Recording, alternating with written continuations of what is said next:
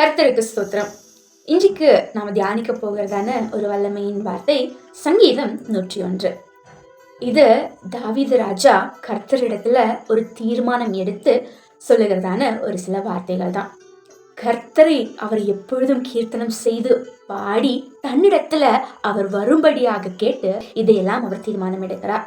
ஒரு சில பாவங்களை விட்டு, ஒரு சில அக்கிரமங்களை விட்டு, நான் இதெல்லாம் செய்ய மாட்டேன், இது உமக்கு பிரியமில்லாத காரியம், இதுல இருந்து வழி விலகி உம்முடைய சித்தத்தையும் உம்முடைய தீர்மானத்தையும் திட்டங்களையும் செய்கிறவரா நான் வாழ்வேன்னு அவர் சில தீர்மானங்களை எடுத்தார். அதனால தான் அவருடைய ராஜாங்க ஸ்தானம் எப்பொழுதுமே நிலையா இருந்தது. அதே போல இன்றைக்கு நம்முடைய வாழ்க்கையிலும் ஒரு சில தீர்மானங்கள் நம்ம கர்த்தருக்காக எடுக்கும் பொழுது, நம்ம கர்த்தருக்காக செயல்படும் போது நம்மையும் அந்த ஸ்தானத்துல கொண்டு போய் வைக்க அவர் வல்லமையுள்ளவராக இருக்கிறார்.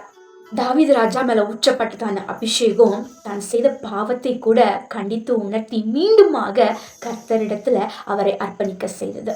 இன்றைக்கு நம்முடைய வாழ்க்கையிலும் நாம செய்கிறதான ஒரு சில தவறுகள், அக்கிரமங்கள், பாவங்கள் இவை அனைத்தையுமே நாம் அவரிடத்துல அர்ப்பணித்து அவரிடமாய் நம் கிட்டி சேரும் பொழுது அந்த பாவத்தை எல்லாம் அவர் மன்னித்து அவர் நம்மை ஏற்றுக்கொள்வார். தாவீது ராஜா மேல ஊற்றப்பட்டிருந்த அதே அபிஷேகத்தை கர்த்தர் நமக்குள்ள வைத்திருக்காரு.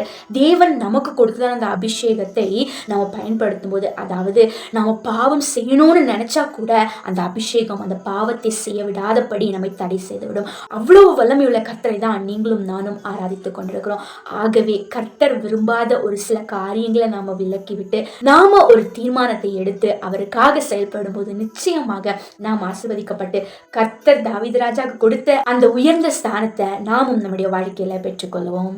ஜெபிப்போம்.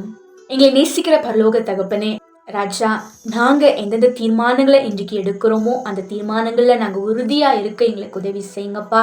அந்த தீர்மானத்தின் நிமித்தமாக நாங்க உம்மிடத்துல கிட்டி சேர அது எங்களுக்கு வழிவகுக்கும் நாங்க விசுவாசிக்கிறோம். அப்பொழுது நாங்க அந்த உயர்ந்த ஸ்தானத்துல அடைந்து உம்மை மகிமைப்படுத்த எங்களுக்கு உதவி செய்வீங்க.